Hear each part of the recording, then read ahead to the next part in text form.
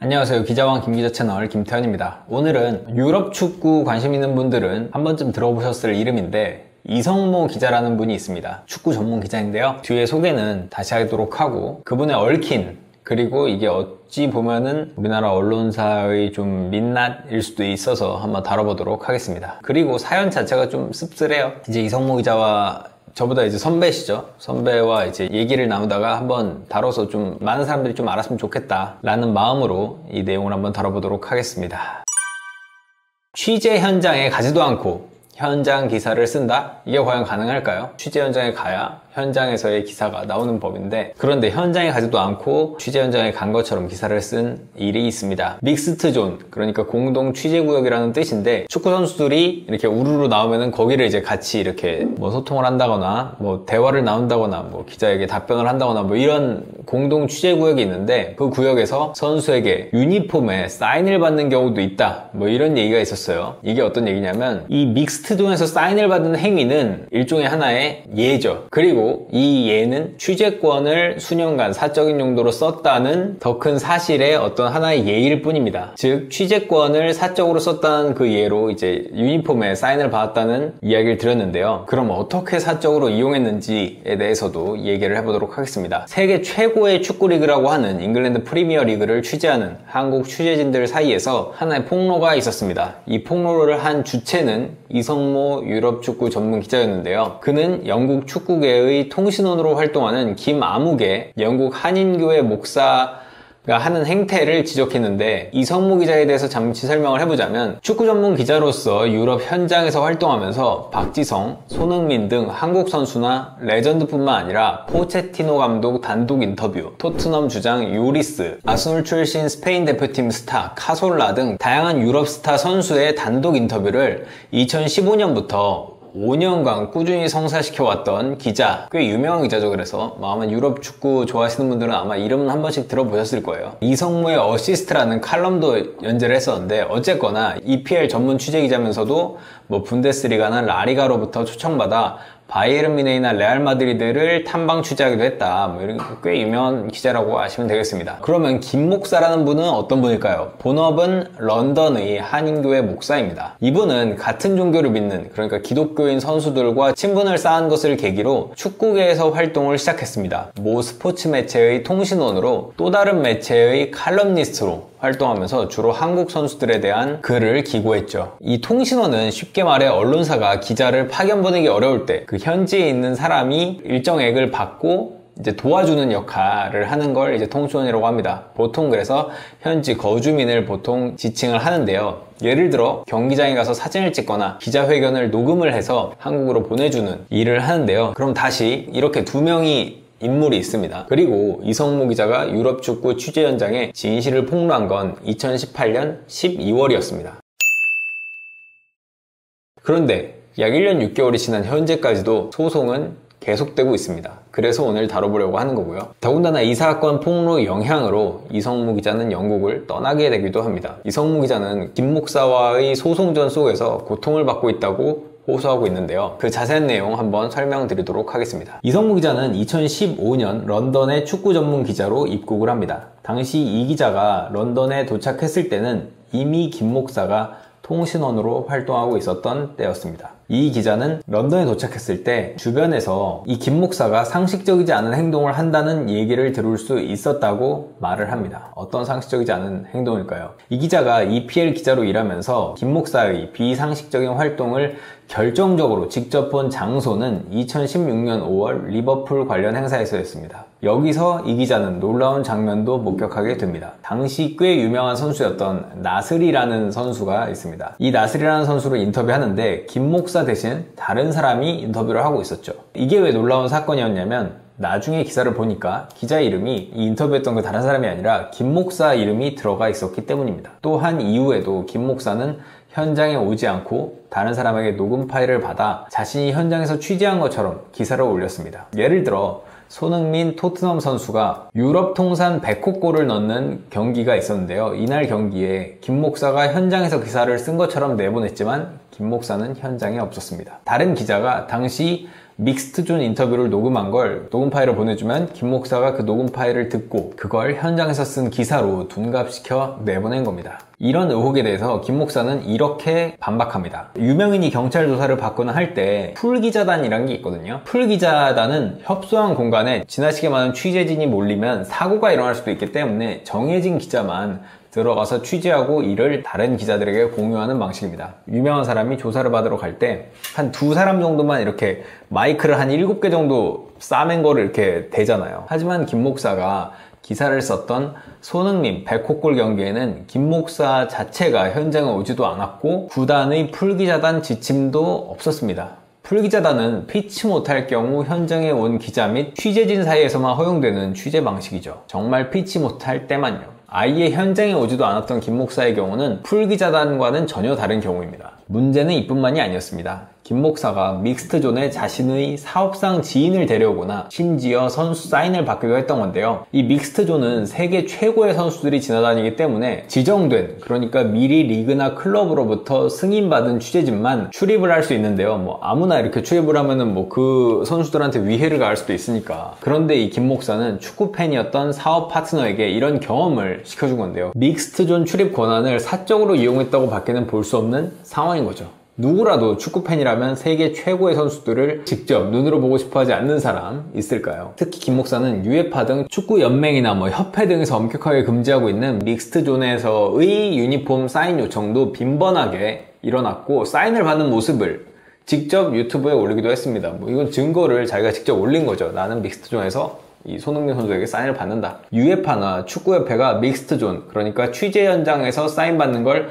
엄격하게 금지하고 있는 이유는 유니폼에 받는 사인이 그 자체로 돈이 되기 때문입니다. 내가 해준 사인을 다른 인터넷에 판매할 수도 있으니까 그러면 다들 아이들 데려와서 어떻게 사인을 받을 수도 있고 그 아이들이 일종의 이용을 당할 수도 있는 거기 때문에 애초에 사인을 안 해준다는 거죠. 이처럼 아이들을 이용해 사인을 받고 이를 판매하거나 하는 등으로 잘못 활용될 수가 있어서 선수들의 사인을 아예 권하지 않는 구단도 있을 정도입니다. 이성무 기자는 취재 현장을 드나들 수 있는 권리를 사적으로 사용했다고 밖에는 볼 수 없다. 사인 받는 모습을 본 다른 나라 기자들이 한국이란 나라를 어떻게 봤겠냐고 설명했습니다. 믹스트존에서만 문제가 아닙니다. 이 김 목사는 수년간 기자들이 출입해야 할 기자석에 자신의 지인들을 출입시켰던 것으로 드러났습니다. 그 지인들 중에는 교회 교인도 포함되어 있었고 대부분이 취재 활동은 전혀 하지 않고 그냥 경기장에 가서 기자석에서 경기를 보고 구단에서 제공하는 뷔페식 음식을 먹고 그냥 취미생활 하듯이 경기를 보고 다녔다는 거죠. 이 김 목사가 자신에게 부여된 취재권을 사적으로 활용을 하면서 그 영향으로 정작 현장에서 기사를 처리할 수 있는 기자가 현장에 들어가지 못하는 경우도 있었다고 합니다. 왜냐면 이게 출입증이란 게 한도가 있고 김 목사가 하나 차지하고 있으니까 다른 출입증을 받지 못한 사람들은 아예 들어올 수도 없는 거죠. 구체적으로 설명해보자면 EPL은 전 세계 취재진이 몰리는 세계 최고의 축구리그이고 순수 한국 미디어 중 취재 권한을 가진 매체는 2018년 12월 기준 4개였다고 합니다. 같은 시기 축구 연맹에 등록된 축구 매체는 그러니까 한국 기준 46개입니다. 그러니까 EPL을 취재하고 싶은 한국 매체 기자들 중에서도 취재권이 없어서 런던까지 오고도 취재를 못하고 돌아가는 일이 발생하는 상황에서 46개 매체 중에서 취재권을 가진 4개 매체 중 하나의 취재권이 저런 식으로 수년간 사적으로 이용되는 것이 공익을 해치는 것이 아니면 무엇이냐라고 이성무 기자도 주장을 합니다. 실제로 한국 경찰과 검찰은 이성무 기자의 폭로가 공익성이 있음을 인정을 했습니다. 결국 이런 행태를 보다 못한 이성무 기자는 2018년 12월 이런 관행을 폭로했고 김 목사는 바로 사과글을 올렸습니다. 대략 이런 사과글이었습니다. 우선은 제 부덕의 소치입니다. 꼭 가려고 했는데 갈 수가 없었습니다. 제가 못 갈 경우 혹시 공유해 줄 수 있느냐고 며칠 전에 물었습니다.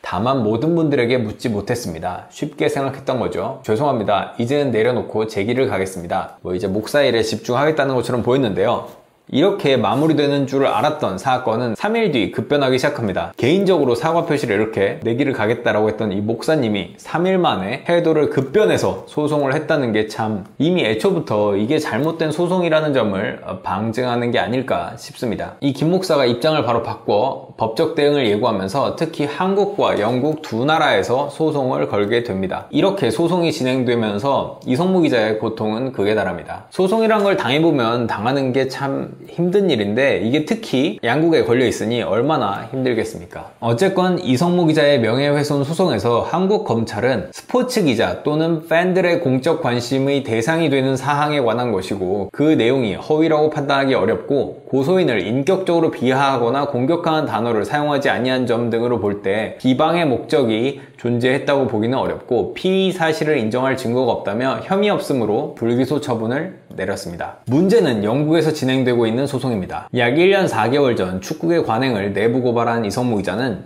영국에서 진행되고 있는 소송이 그를 괴롭히고 있다고 하는데요. 이유는 바로 돈입니다. 영국에서는 소송비가 상상을 초월합니다. 실제로 두 나라에서 소송을 진행해본 이성무 기자는 영국 소송비에 혀를 내두르게 되는데요. 이성무 기자는 한국에서 진행하는 소송은 대략 얼마의 변호사비를 정하고 간다. 그러니까 뭐 500이면 500, 1000이면 1000 이렇게 소송비를 대충 정하고 가죠. 그런데 영국은 그렇지가 않다. 모든 게 타임 차지, 시간당 비용 지급이다 라고 하는데요. 그래서 이메일 한 개 쓰는데 6분의 1 시간으로 비용이 계산되는 시기다. 이렇게 말을 했습니다. 그러니까 시간이 갈수록 점점 비용이 불어나게 되는 거죠. 이렇게 일정으로 맞춰놓는 게 아니라 현재 영국에서 정식 소송이 진행되지도 않았는데 소송 준비를 하면서 벌써 5천만 원 이상 날렸다고 말했습니다. 특히 소송이 본격적으로 진행되면 소송 비용만 억대는 쉽게 넘을 가능성이 높아 보입니다. 현재 본격적으로 진행된 것도 아닌데 벌써 5천만 원이 넘었으니까요. 소송비가 비싸다고 영국에서 진행되는 소송을 방어를 안 할 수도 없고 그렇다고 계속 진행하자니 파산에 이를 수밖에 없는 매우 난처한 상황입니다. 이성무 기자는 이렇게 주장을 합니다. 한국인이 한국어로 써서 한국 사람들이 보는 곳에 글을 올렸고 한국 검찰은 이를 혐의 없다고 했다. 나는 영국이 아닌 한국 축구 팬들을 위해 폭로를 한 것이다. 그런데 이를 전부 번역해서 억대의 변호사 비용을 들여 영국 사람들에게 다시 판단을 받아봐야 한다는 걸 이해할 수 없다면서 번역이란 건 단어 하나마다 뜻이 수십 개인 경우가 있어 어쩔 수 없이 그 의미가 달라질 수 있다. 그런데도 영국에서 보상할 수도 없는 변호사 비용을 써가며 소송을 계속해야 하는 이유를 모르겠다고 말했습니다. 우선 김 목사도 몇 천만 원 혹은 몇억 원까지 가는 소송비를 감당할 수 있을 만큼 돈이 많다고는 알려지지 않았습니다. 이성무 기자와 영국 변호사업계의 말을 종합해보면 김 목사는 No win, no fee라는 이기지 못하면 보수도 없다는 조항으로 변호사 계약을 한 것으로 보입니다. 그러니까 승소를 하지 않으면 비용을 받지 않고 그러니까 일단 줄 비용이 당장은 나가지 않는 거죠. 당장 나갈 비용도 없고 졌을 경우 낼 돈도 없는데 이길 경우에는 이성무 기자에게 손해배상과 변호사 비용까지 청구할 수 있기 때문에 더없이 좋아 보이는 게 사실입니다. 다만 함정도 있는데요. 김 목사가 재판에서 졌을 경우 일반적으로 이성무 기자의 소송 비용까지 감당해야 할 수도 있기 때문입니다. 여기에는 비용이 들어갈 수 있는 거죠. 그러니까 졌을 때는 내 변호사 비용은 들지 않지만 이성무 기자의 변호사 비용은 줘야 하는 거죠. 그렇다면 정말 한국 소송처럼 영국에서도 패소하게 되면 어떻게 될까요? 김 목사는 이성무 기자에게 소송 비용을 포함한 수억 원대 배상금을 물어주는 대신 파산을 선택할 가능성이 제기된 상태입니다. 김 목사가 파산을 선택하게 되면 이성무 기자는 소송 비용을 받을 수가 없죠. 이겨도 소송 비용을 회수할 수 없는 거예요. 이렇게 되면 아이러니하게도 소송에서 이긴 이성무 기자까지 소송 비용을 감당하지 못해 파산하는 다소 황당한 치킨 게임이 벌어지고 있는 셈입니다. 그렇다고 뭐 소송을 포기할 수도 없으니 이게 참 난처한 일이 아닐 수 없습니다. 그렇다면 이런 노윈 노피 양쪽을 다 파산시킬 수도 있는 소송을 하고 있는 김 목사의 이 행동이 그러니까 이 소송 내용이 과연 정당한 걸까요? 이 소송을 한번 팩트 체크를 해보겠습니다. 이 팩트 체크는 엠스플 뉴스라는 매체에서 이미 기사 내용을 토대로 자세하게 정리해준 만큼 그 내용을 보셔도 되고 여기 이 영상을 보셔도 됩니다. 일단 김 목사는 이성무 기자가 쓴 이 폭로 내용에 대해서 대부분 허위 혹은 문제되지 않는 일이라면서 허위사실 명예훼손죄로 한국에서 그리고 영국에서도 명예훼손으로 고소를 한 상태입니다. 그러나 앞서 말했듯 이 엠스플 뉴스의 팩트체크 기사를 봤을 때도 그리고 제가 확인했을 때도 이성무 기자가 쓴 글은 대부분 사실이거나 사실로 볼 근거가 충분했고 김 목사의 고소장 사항의 주장들이 오히려 허위로 드러난 경우가 많았습니다. 이 허위 주장을 하면서 상대방을 허위사실 명예훼손죄로 고소한 셈인데요. 특히 한국과 영국, 지금 두 나라에서 제출한 고소장을 비교해보면 이 김 목사는 한국에서는 인정한 사실관계를 영국에서는 부인하고 있는 경우가 많았습니다. 즉 같은 사안에 대해서 동시에 두 나라에서 소송을 진행하면서 두 나라에서 서로 다른 진술을 하고 있는데요.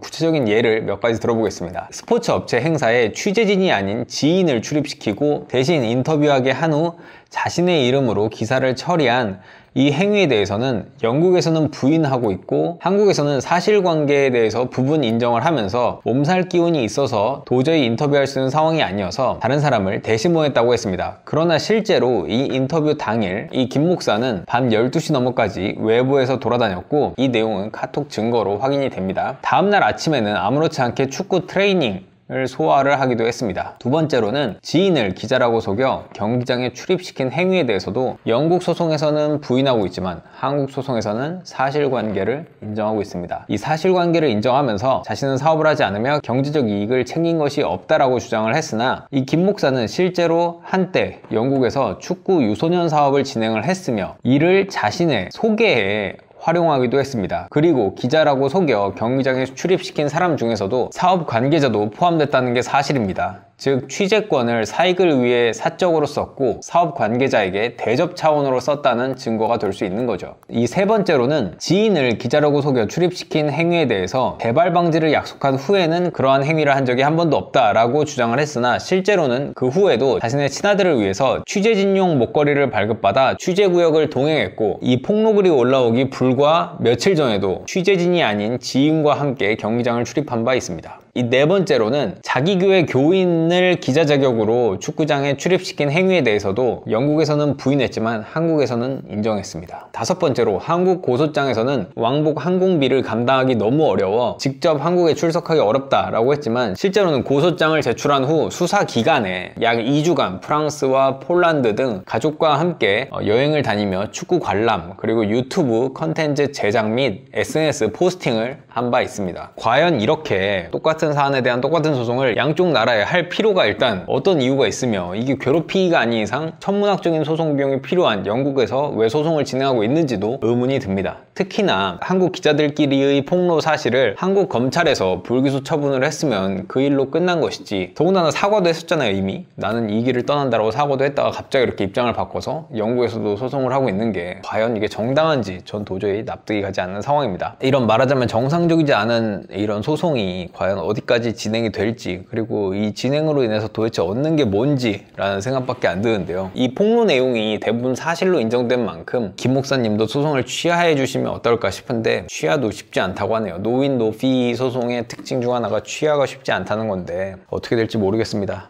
어쨌건 많은 축구 팬들을 위해서 이런 폭로를 했는데 그로 인해서 엄청나게 힘든 상황을 겪고 있는 이성모 기자에게 많은 응원 부탁드리고요. 끝! 구독, 좋아요, 알람 설정까지